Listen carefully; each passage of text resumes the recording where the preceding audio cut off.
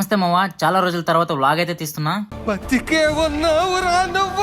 నేను కాలేజీ కూడా ఇంత తొందరగా లేచెళ్ళను, అలాంటిది మన బన్నీ మూవీ పుష్ప 2 చూడడానికి లేచాను. సినిమాలు షికార్లు అడ్డమైన గొడవలు. ఎందుకంటే 3 years అయింది బన్నీ అన్న మూవీ థియేటర్ లో చూసి, అందుకే వెళ్తున్నాను. అందుకే మీరు ఎంతమంది పుష్ప మూవీ చూసారు, ఎలా ఉందో కామెంట్ చేయండి. క్లాస్ కైనా లేట్ వెళ్తానేమో, థియేటర్ కి మాత్రం ఎప్పుడు లేట్ వెళ్ళను. అట్లుంటది మనతోని.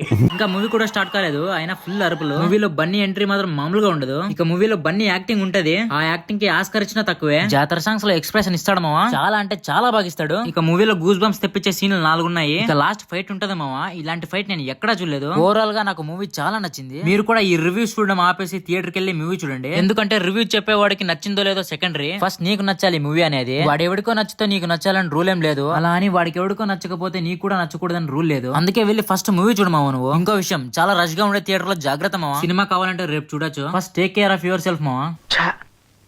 ఇంగ్లీష్ ఏంట్రా? ఓకే మావా, ఉంటా, బాయ్.